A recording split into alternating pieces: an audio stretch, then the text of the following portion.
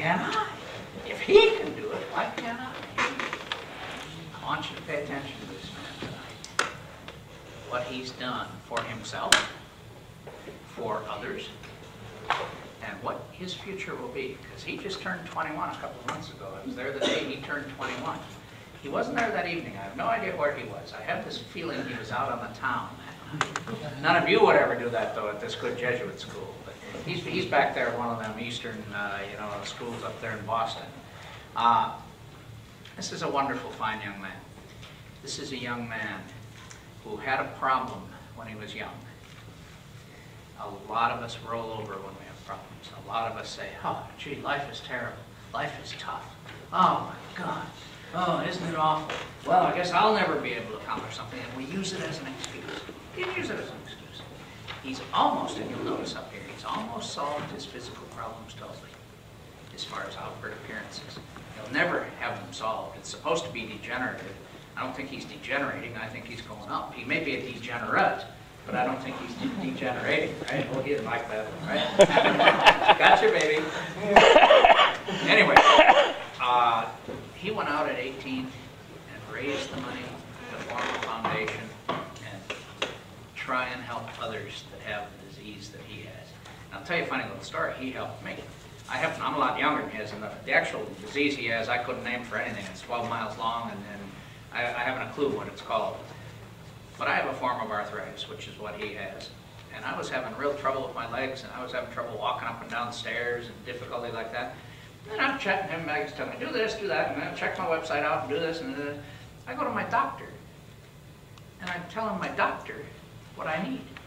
And I'm not doing that. And she says, who's this fellow that's advising you? I said, oh, 21-year-old kid I know back east, you know. She's my doctor sitting there saying, wow.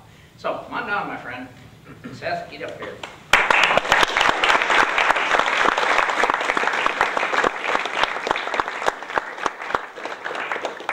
Seth Ginsberg is receiving tonight the Hilton Distinguished Entrepreneur Award.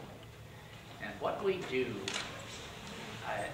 in the program is to try, and I happen to hold the Hilton chair, a Conrad Hilton chair, and we try to honor entrepreneurs of all sorts. Sometimes we have billionaires. Sometimes we have young people. Sometimes we have middle people. Huh? Well, you ain't a billionaire, I know that. Who wants to know which one am I? We have people who have impact. We have social entrepreneurs. He's two of what I'm after.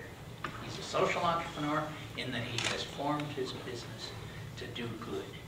He's also very young. And that excites me. Because it doesn't matter how old you are to do anything. And I think you'll get the message tonight from him, what the whole game is. But one of the rewards I can give to him is a very nice memento visiting LMU. And I want to present you with the Conrad Hilton Distinguished Entrepreneur Award. Get over here. Get over here. It's got his picture on it. That is your picture. Yes, that's not Conrad Hilton, that's you. Okay, yeah. Just went down in value. Yeah, let me read it to you. Conrad Hilton Distinguished Entrepreneur Award, celebrating entrepreneurial excellence, exceptional achievement, and powerful leadership. Presented to Seth Ginsberg, Master Social Entrepreneur by age 21. Faced with a crippling disease at age 13, this incredibly powerful young man did not give up. He formed his own foundation, raised a huge sum of money to fund it and endow it. He is a truly successful social entrepreneur, although he just turned 21. He is a major force, inspiration, and rallying point nationally and internationally, motivating action, marshaling support to conquer his disease. Say that disease, will you? Spondyloarthropathy. Good. You know why I don't say it? Say it again. Spondyloarthropathy. Goody. Okay. He's got spondyloarthropathy. Did I say that? No, but okay. All right. Most people would be felled by this awful disease. This inspiring young man has taken charge of his life and is using his entrepreneurial talents to lead the fight against his disease. This young man has proved that age is no barrier to having a major entrepreneurial impact. Physically debilitating diseases cannot deter this wonderful young social entrepreneur from achieving his visions. We proudly salute him as a master social entrepreneur. Give this young man a hand.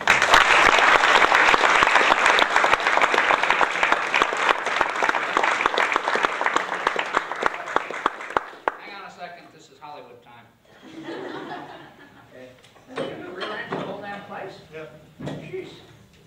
Get closer together. Your shoulders are very Not that close. Girls in the audience will be jealous. Take a couple more. Yeah. There we go. This is nice. Right there. One more to be sure. Just think of me as your mother. Right here, I really want to. We got it. Yeah. I have to make two more statements, please. How long is it going to take for me to bring one of you young folks up here to present to my future students and earn one of these? How long is it going to take? I want you to all leave here thinking about that.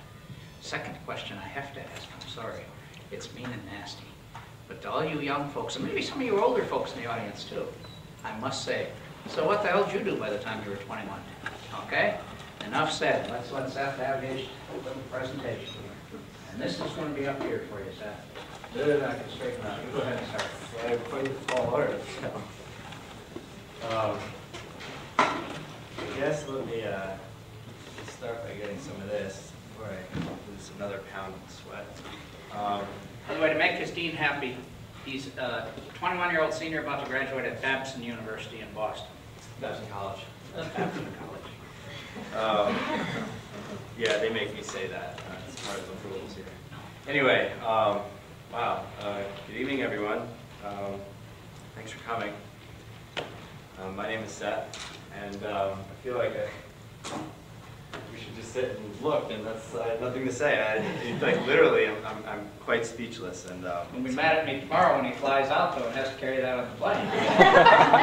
well, I have some other strange baggage too, which is always fun to get through security, and you'll see why in a minute. But so before I even start, let me thank you for this opportunity. I mean, this is Don't thank me, my friend. So anyway, it is really great to be out here in LA. I had a super day. While you guys were in class with this weather, I was out, I went shopping, I went to the beach, I got a boob job, I did all the things you do in LA. All right, I'm only kidding, I didn't go shopping. But what I did do was get a chance to enjoy some of the weather out here, and believe me when I tell you, it's I think 8 degrees in Boston today. It was snowing when I left on Saturday, and so coming here didn't take a whole lot of convincing, or a whole lot of anything for that matter. Let me tell you a little bit about my story. Let me tell you who I am, why I'm here, and what I've done. And I think you will all appreciate it on some level, because I think you can relate to it, and I'll show you why. And most people can at first, but I'm going to take off my coat with your permission. Me in a sport coat is like the Pope in Nikes. I just feel really stupid. So, when I was 13, I was diagnosed with something called spondyloarthropathy. And what that meant was that it hurt to walk, it hurt to move, it hurt to do anything. It affects the hips, the back, the spine, the ankles, the wrists, the hands, all the major joints in the body, the elbows, shoulders, you name it, it hurt. It hurt a lot. And when I was diagnosed by a rheumatologist, which is a specialist that treats arthritis, I was given a fairly bleak synopsis of what's going to happen, I guess you could say. They said, well, you're either going to get better or you're going to get worse. And you'll know within the next 5 years or so which is it's going to be for the rest of your life. Because if you're going to get better, you're going to get better quickly, right away. So we'll know. Unfortunately, it didn't get any better. I went from having pains at 13 to having like real limitations at 16, 17. I mean, I literally had trouble getting to the bathroom in the morning after a night's sleep. And we all know how important that thing is, you know, getting to the bathroom in the morning. So it wasn't the most pleasant time. But I remember my doctor looking me in the face and saying, you're not in good shape. And coming from Thomas J. A. Lehman, Chief of Pediatric Rheumatology at the Hospital for Special Surgery, and I think he's the division chair of rheumatology in North America, you know, coming from a guy like that is not the best thing to hear. But he followed that up. The very next thing he said was, "But we're going to get through this." And, hey, Mark, how are you? It's good to see you. You are Mark, right? You got it, brother. Anyway, so the very next thing he said was, By the way, I interrupted myself to set the standard. If you have a question, jump in by all means, because it'll help. But he said the next thing was, we're going to get through this, and we're going to get through this together. And I trusted him. I had no choice. But I really trusted him because without his help and without the team we formed, I would definitely not be here today. Literally, I would have trouble being anywhere but home, on the couch or in bed, and feeling sorry for myself. Fast forward 2 or 3 more years, I turn 18, I go away to school, Babson College. It's a small business school in Boston. And we saw that there would be some problems. We didn't know what it was, but we knew that the condition was still getting worse. So now I was up to 12 pills a day, 5-6 days a week of physical therapy, you know, all the really cool things associated with spondyloarthropathy. And I didn't know what to do. And it was at 3 o'clock in the morning, mid-October, the exact date I could look up, but I, for some reason, never bothered to, that I stayed awake at night, the entire night, couldn't sleep, wasn't feeling well, and I laid in bed, and I thought to myself, I'm feeling like this. There's got to be someone else out there that's feeling the same way. So I called my parents, I woke them up, because that's what you do when you want the sympathy. And I told them I wasn't feeling well, and they said, you'll be all right. And so another 15 minutes later, I thought, no, I think I got this figured out. I'm going to get an online forum for everyone. And it's going to be what everyone goes to late at night, early in the morning, during the day when they're not feeling well. And they're going to either learn about what they're not, supposed to do, or they're going to talk to other people that aren't feeling like that. I'm going to call it Creaky Joints. And I think that's going to fit, and that's going to be, it's going to be really good. So I finally fell asleep. I had 2. It's funny because I'll think back now, Creaky Joints, how it was born, and the fact that it all started with 2 hungover roommates in the same room, sleeping their heart away, snoring their head away. And so that day, literally from 3 a.m., that day around 10:30, I woke up, I called someone I knew back in New York, who I had worked with, whose name is Lou Tharp, and he's the president of Play Marketing and Public Relations, which is a small marketing firm that I used to intern at. And I said, I got this idea, and I want to bring you in on it because you're a smart guy. And he said, yeah, that's a great idea. Let's do that.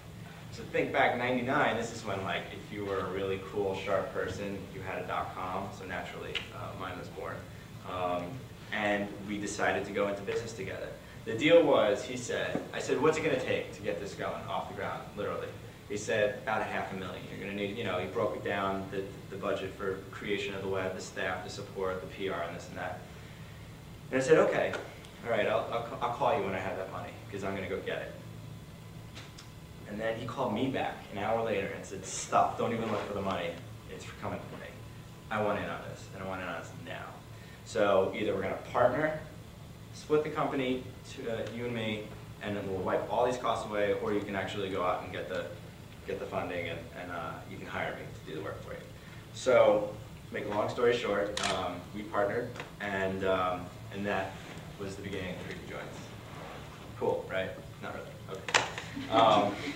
Any questions so far? No? Okay, because it gets a little better. I brought a show and tell game here, I guess you could call it, to symbolize, because we learn best when we see things and remember it that way.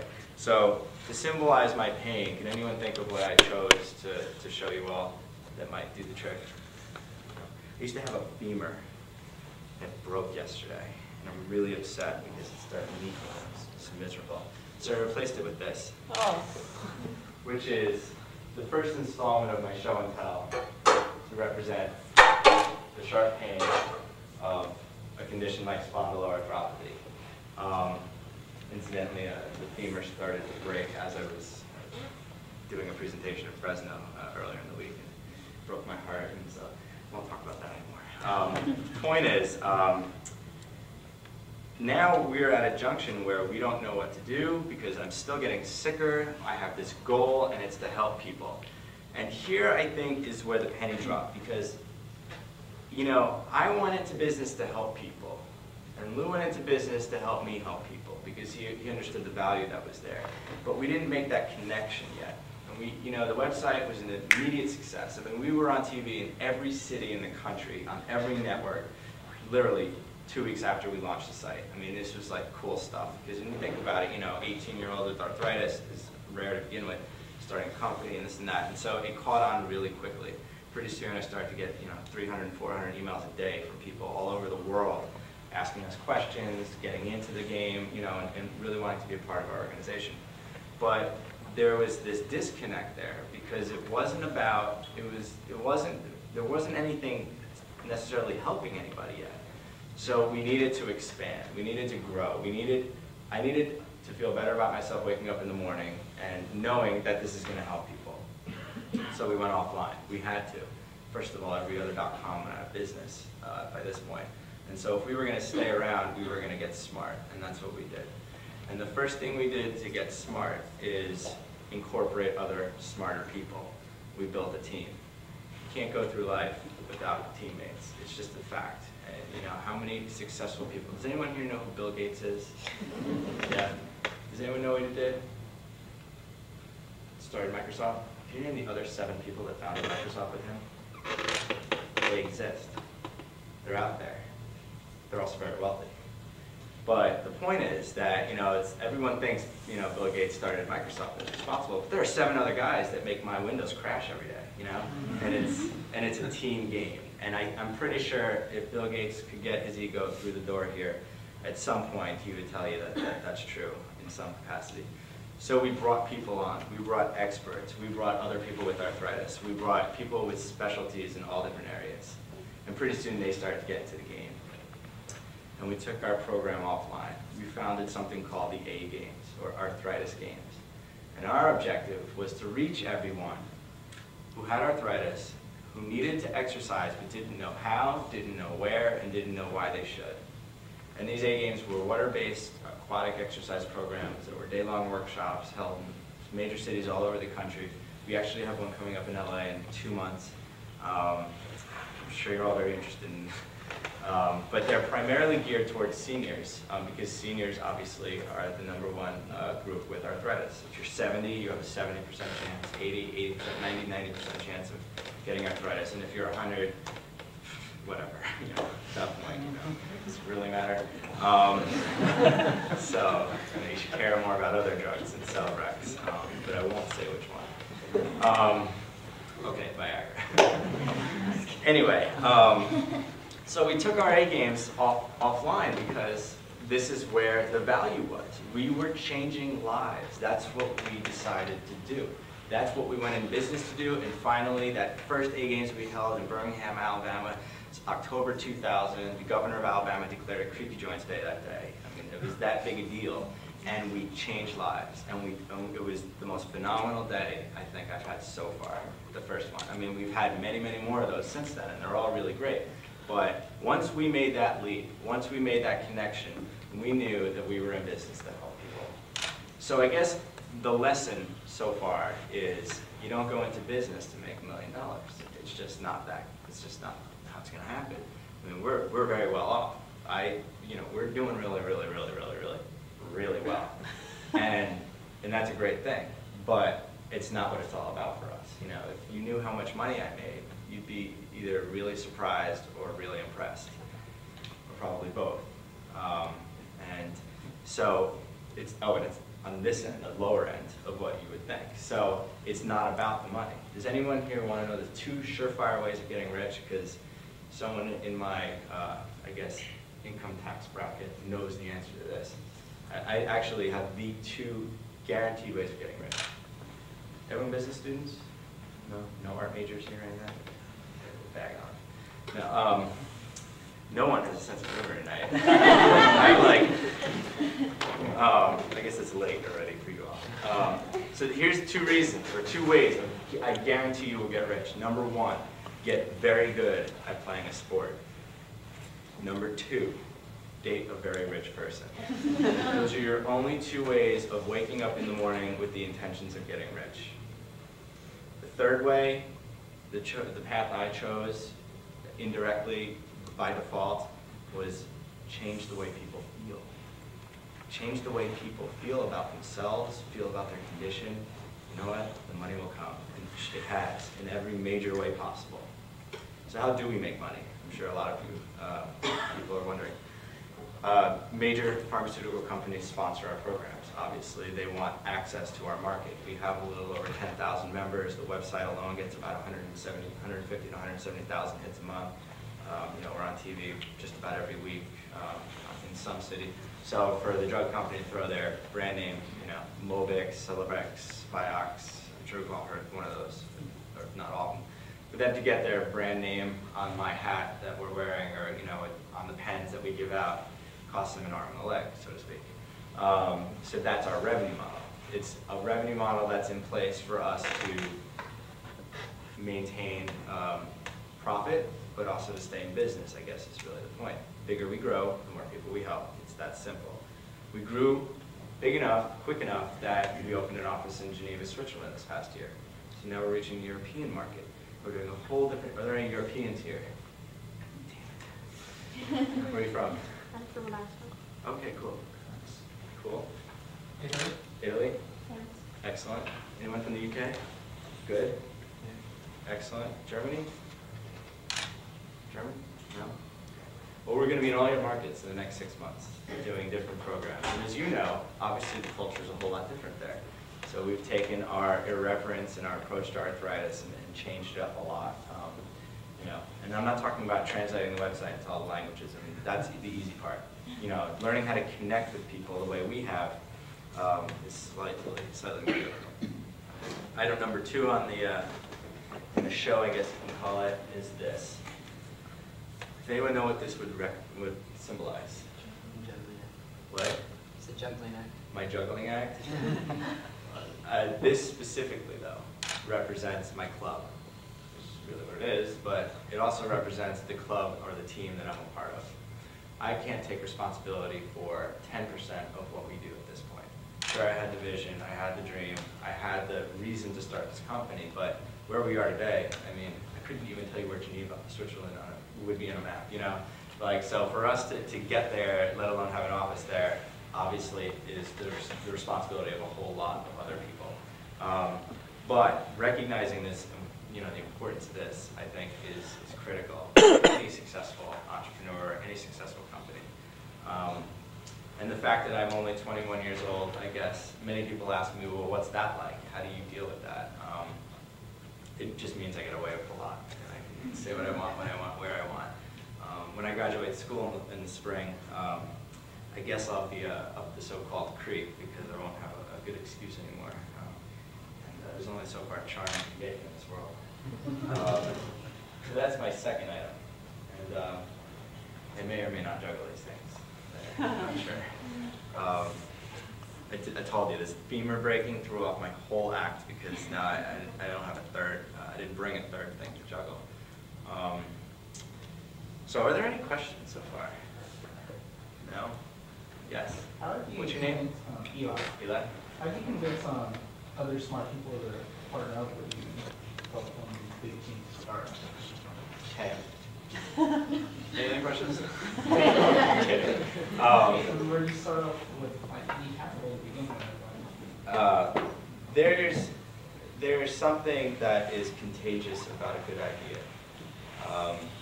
It goes very quickly from one person to another. And if they really are that smart, they'll be six steps ahead of you, no matter where you are in the game plan. And they'll say, oh, yeah, and then we'll do this, and do that, do this, and that, and then we're going to go to Europe, and then we're going to do that.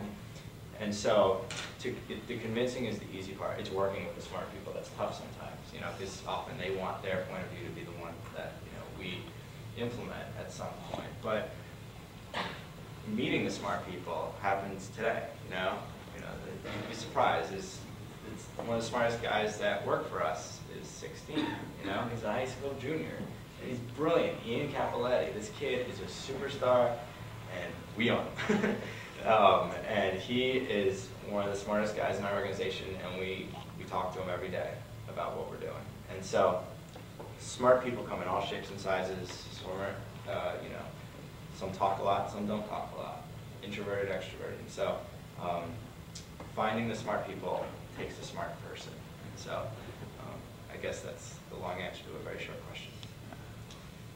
Any other questions before we go on? No? Nods? Nodding off? No? Okay. You got your third thing in your hand there. Cute. Yeah. This hand or this hand? No, put it together. No, I have a third, actually. I had to do some improvising last night. So anyway, where are we so far? Do you have a question? Yeah, I just wanted to ask. What's your name? John. I just, I was listening. You said that your disease or whatever was getting worse. Right now, you can barely even tell anything. So. I know, and that's what makes this such a great story. The reason, actually, I apologize for not talking more about that earlier. I talked to two groups, either sick people or healthy people, and I tend not to cross the two presentations, but I take 12 pills a day. I work out 6 days a week. I watch very carefully what I eat, except for last night's dinner. And I really take a proactive and very aggressive approach to a full pain management program. And this is what we teach. I do what I preach, you know? And I ain't preaching Jesus here. I'm preaching how to stay healthy. And I'm talking about working with your doctor, surrounding yourself with people who care about the way you feel. Your doctor, your second, third, fourth doctor. I had 9 doctors, 9 specialists. And I also have parents that care about me, and, you know, family and friends and other people. And so when something goes wrong, every one of those people, I call it Team Ginsberg, every one of those people are aware of what's happening. You know, I tore my lateral meniscus last year. And, you know, they all were brought in on it, you know, even my eye doctor.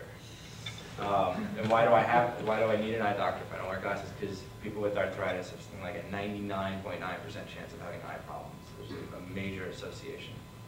So anyway, you could say I'm a very aggressive patient. And I go to my doctor and say, I'm not feeling well. And I say, oh, you're just having a bad day. I'm like, no, I'm really not feeling well. And so everyone's brought in on this, and they help. And I'm also blessed with, you know, good stamina, good, I guess, poise, and the ability to actually stand up here. I tell you, Monday, I gave 6 talks at CSU to 6 different groups, and by that 6th one, I literally didn't leave from the table the whole night. I just couldn't get up anymore. And you want to talk about juggling, that was a real mess. But that's how I stay healthy. You know, I had a doctor that told me I'm going to not be able to walk down the aisle at my college graduation, you know, and let alone anywhere else, you know, the aisle at my wedding or anything else I'm walking down.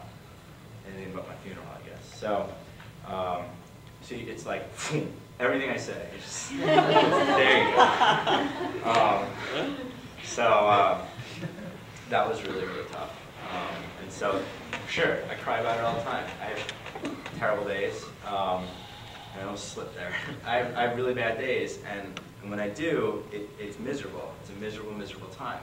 But then there are days like today, which I feel great about. I saw sunset 20 minutes ago. How could I not be happy? West Coast sunset, no less. How do you react when you have a bad day? How do you react when you have a bad day? I usually go away. I usually go away from everybody. I don't like to talk to anyone when I'm not feeling well. Because I guess I talk to everyone when I am feeling well. So I need private time. And that's how I react. And if this doesn't cause arthritis, by the way, if you take anything away from this talk tonight, cracking your knuckles has never been proven possible. I deal with it very internally. Have you like sort of meditation or just? In a way. It's a combination of a lot of things, like I said, you know, and then, hey, prayer's brought into that too, you know, it's not just me, I got to deal with this on, you know, the subject of it. So yeah, it's tough, and you know what, if I could package and brand whatever it is that I do to make myself feel better, I'd be in that billionaire category, I think. But that's really nothing that anyone can tell anyone else. So, be more real quick. Yes, name? Kat. Hi, Kat. So what do you do with like the doctor told you when you walk in the aisle, like your graduation? Can you repeat the question? Yeah. She asked, what do I do about the doctor who tells me I wouldn't be walking down to graduation? Or the funder who tells you your idea is never gonna. let me just clear up that doctor issue, because that's a misinterpretation, probably my fault. It wasn't a, you won't be, it was, here's the straight fact about your condition, you probably will have trouble, you know, and it was in that mindset. I needed to know that, and it was important for him to tell me that, because I knew the challenges that lay ahead. But as for people that tell me no, and there are few and far in between, I give them 10 reasons why they should say yes. And you know, if it's a business decision that we're trying to get their support for, that's at this point pretty easy to do.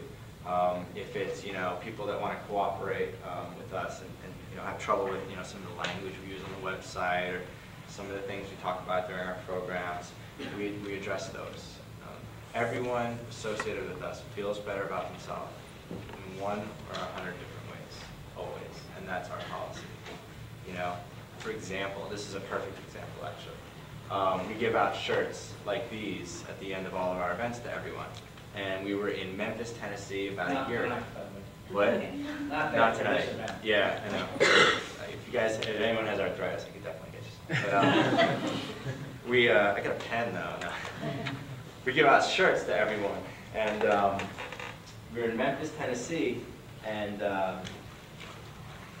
we had a smaller group, so it made it even worse, actually. We had, I'd say, about 65 people. We usually draw between 75 and 400 at any one event at any one time. And we have special events that we do just to the masses that draw between 1,000 and even upwards of 5,000. We were in Memphis about a year ago, and we're giving out shirts, and they're all lined up, all these old ladies with their walkers, you know, saying extra, extra small, you know. And then up comes this guy, his name was Carl, who wanted 5XL. And believe me when I tell you, he needed 5XL. And I look at Lou, and then we look at each other, and we're like, oh my goodness, what are we going to do? We had a shirt made up for Carl. It took us 2 weeks to find a supplier that even made shirts that big, that would embroider the way we needed it. But Carl got his shirt, and you know what? Carl probably, we don't know for sure, but I would assume Carl wears his shirt all the time. Because when you think about it, how often is Carl told no in some way, you know, on the airplane or in a movie or anywhere else? But we found a way to say yes, and that's who we are, and that's what we do. So, I'll remember that example. Okay. What's your name? David. David. Do your team players relate to your sickness? What I mean to ask is, as you expand in Europe, for example, and you hire new people, do they have to relate to the sickness? No, they don't have to have arthritis, but what happens is I sit them in a room much smaller, much darker than this, and I spend the whole day with them, and at the end of that day, they feel so much sympathy for me and everyone like me that they are on board for the rest of their lives. Literally. It's funny because I take a day to inspire, beat the living crap out of them, and inspire them to understand, you know, and I put it in terms that they would get, and what it's like to feel lonely or insecure or upset because of something you can't control and something you know is going to get worse before it gets better. And so at the end of the day, the people on board are people who are really energized about helping this cause at least. And think about how many people work for, you know, all these other agencies that aren't really affiliated with them. You know, there are plenty of, you know, white people working for the United Negro Fund or, you know, whatever. You know, there's, or the Cancer Institute or the Diabetes Foundation or any of those. So, cool question. Shall we move on? Yes? Juggle? 15 minutes. Oh, it's plenty of time. How long do you think I'm going to be juggling here? Scare the hell out of the front row. Yeah. I still haven't come up with my third item yet, for sure. So let's keep going. So I think the next thing I wanted to talk about, which is some people find interesting and other people don't care about, is the fact that I wake up at 4:30 every morning. And it used to be because I woke up because I wasn't feeling well. Now I wake up because I want to do stuff and I want to help people and I want to work in my company. I want to go to work, literally go to work. Does anyone here know someone that loves what they do for a living?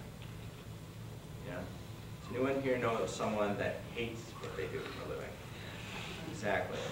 So I never was a morning person, but when you have as much going on in your head as I do, you get up pretty damn early and you start working. And so with that in mind, I relate it to people like this. Has anyone ever gotten a phone number of someone that they really were interested in, and you know, they worked the whole night talking to this person at a bar or a club or whatever, and they finally get the number, and they go home. You know what that ride home is like, knowing you have in your cell phone now this person's, you know, phone number.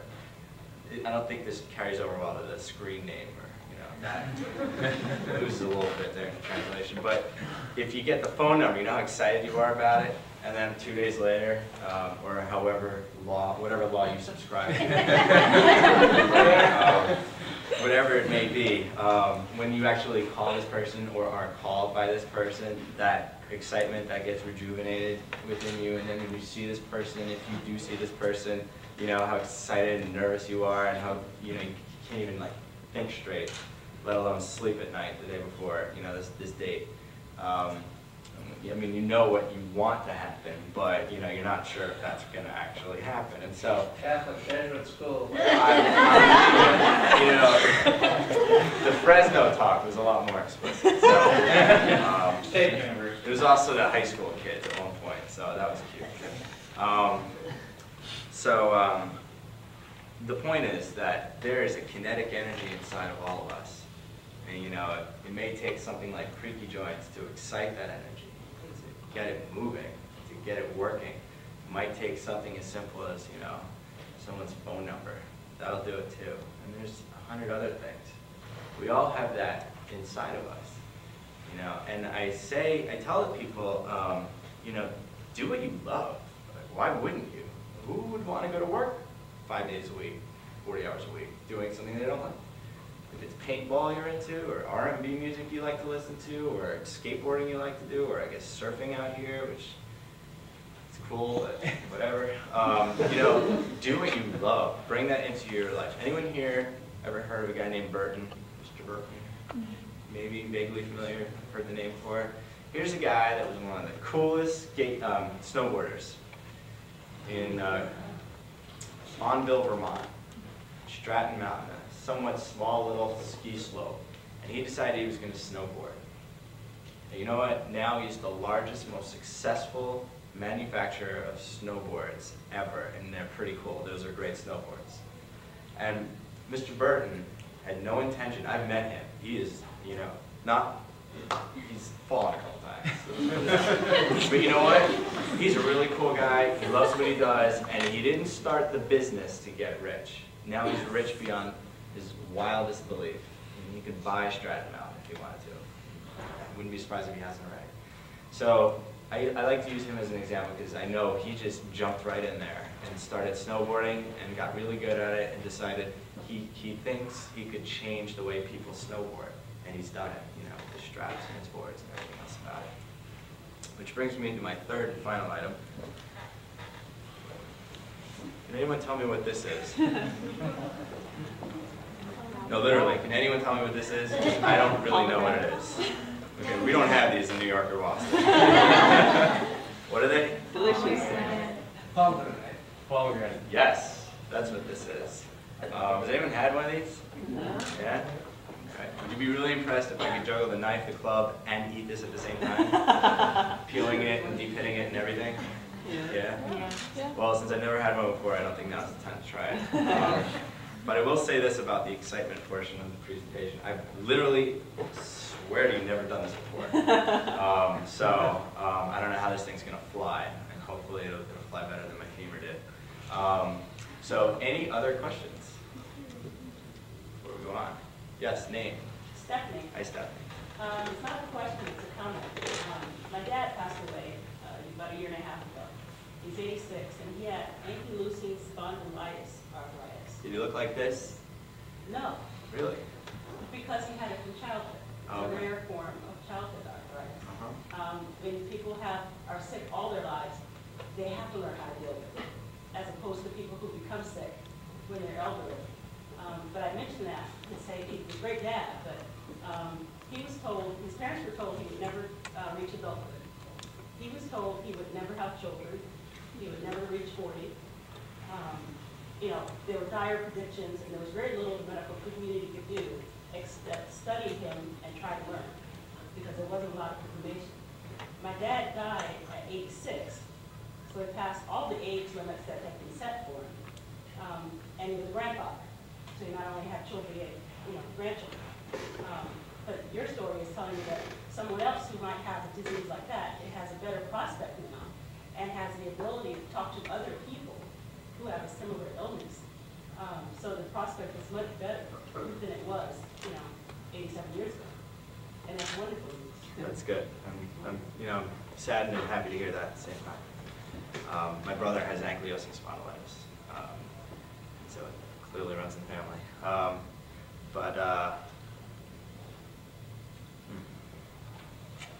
It's what we do. We're not the medical community. We're everyone else. When your doctor says no, we'll say yes to you somehow, and we'll make you feel a little bit better. Might be late at night, might be in the water, but that's what we do, and that's why we do it. You What's don't your really name? bite into a pomegranate though. Okay. It's not like an Yeah, I was apple. going to peel it. See, that's where the joke went like this. There. Okay. But Nice. I was thinking, well, maybe you really didn't know, because it's not like the kind of thing you bite into. It's really, really messy. Is it? Yeah. It's stained. Oh, yeah. How about this It's thing? stained. Yeah. Okay. Well, that's all great information. Put it on your I website. feel like I'm a little better off now, having had this exchange here and learning what this is. And I'll take this back to Boston and I'll plant the little seeds in Harvard Square in Cambridge, and maybe we'll have baby. What do you think? I swear to God. Pomegranate. Yes, granite. Got it. Don't relive it. Okay. That's pretty much all I have to say at this point. I can tell you a lot more about a lot of different things that we do. We can get into the finances. We can get into the the public side of things. We can get into what it's like to be who I am and do what I do at the same time. But I think we covered pretty much everything at some point. But I don't want to leave anything out that someone might go away wondering. Because that would be a true shame. Sir. How does your faith play into this? Do you feel like sometimes that this is a curse? Do you feel like it's an opportunity? Now you've been given this sort of a blessing in disguise that you can talk about this and help a lot of people who perhaps wouldn't have had this opportunity? If I could do this all over again and have a magic wand make me all better, for everything that I've done, I would never trade it for the world. It's not to say, if I were to feel better tomorrow, if they were to cure this disease, we'd be out of business within 10 minutes, and we'd be really thrilled about it. What I is what I is. That's what I do. So it's been handed to me, and this is how I'm dealing with it. What's interesting to me is the old saying, we see the world not as it is, but as we are. This is who I am, so this is how I see the world, and this is the world I'm accustomed to. And someone, once asked me, what's it like not to, what is it, do you imagine ever what it would be like to wake up and not be in pain? Because I do wake up every morning with something hurting.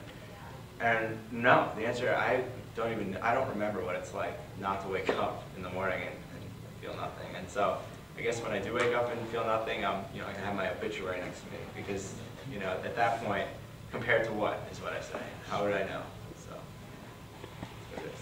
Yes? I just wanted to tell you that I went to a camp with pure handicap kids, because at first I was uncomfortable with handicap kids because I didn't know how to react.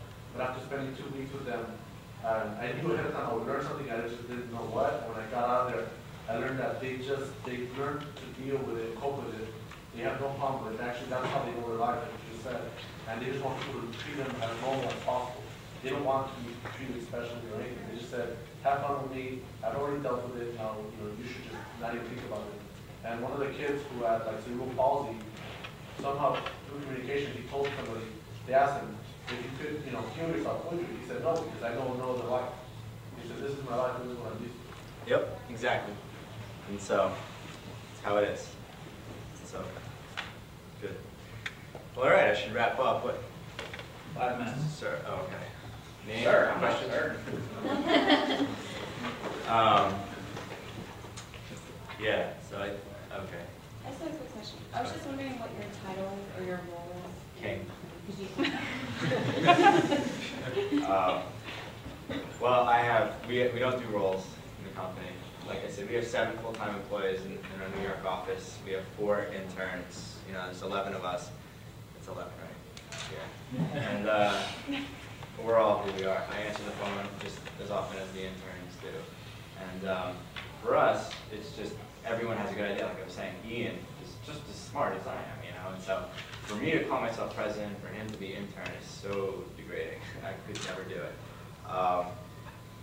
And the other thing is, the second thing is, I wish, you know, there's a part of me that wants to be like the arthritis ambassador.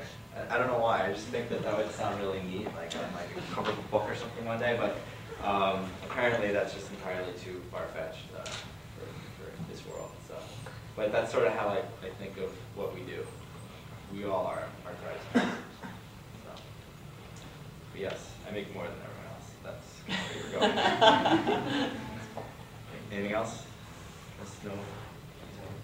Okay, so I'm going to put these away and say goodnight. So thank you all very much. Oh. You're going to have dinner if you do. Yeah. I know, I got to earn my dinner apparently. So this is where I close. 2 reasons. I'm done talking, and also I could literally be closed forever at this point.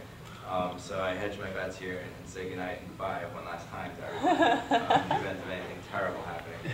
And suddenly we look up, huh? At one point, his homework no longer. So, see, I go to school too. You know? You don't have to tell me to do 2 things at once. So, or in this case, 3, I guess. Does anyone have a suggestion how I should start this? I guess this here is there. Do you have to buy these by the pound? Is that, do you buy them by like the dozen, or do they come on a vine? They come on a tree. My friend's wife grew a pomegranate company.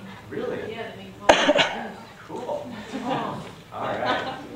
And Fresno is cracking a whole bunch of agriculture jokes that wouldn't go over well here, but I guess if I had one to tell them now. But anyway, thank you all very much. This is a great honor. This is really neat. And now I know why you want the picture. Anyway, thank you for that. Thank you for coming, and thank you for listening. Thank you for caring.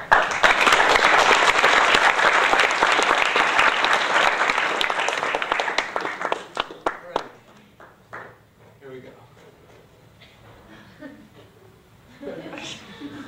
See, it's just not getting finished. Nothing I can do. All the good stuff isn't working. All right, what I'm going to do is pray, and then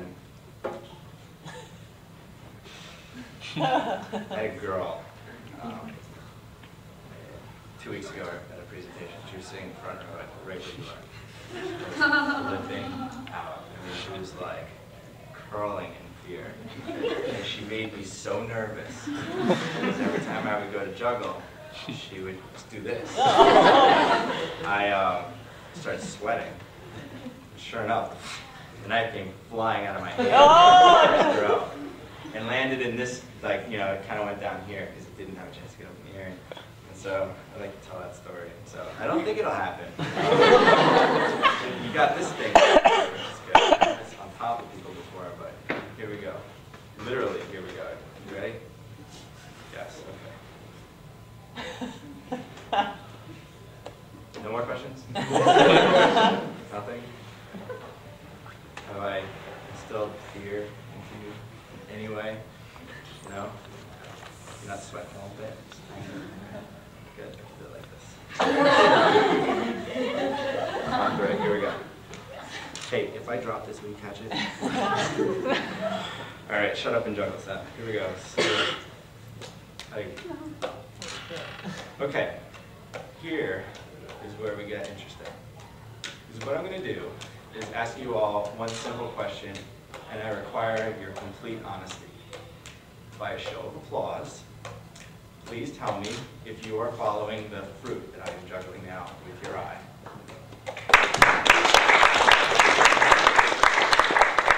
More than expected. By a show of applause, please tell me if your eye is currently following this gold club. Settle down, Mark. Settle down. By a show of applause, so that, say, the accounting class next door would hear you. Who here is following this machete?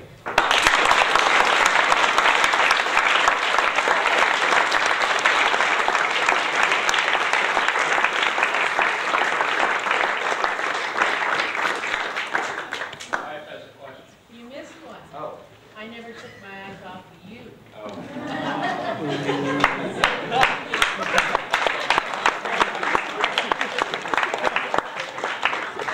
My wife. He had a point to make also on this when I first met him on the juggling.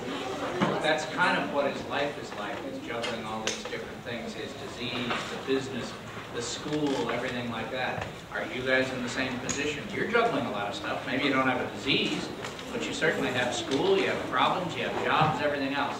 So right now, he's got a problem. He's juggling 3 things. Before he's through in life, he's going to be juggling 12. Think he'll make it? I think so. Good. Thank you.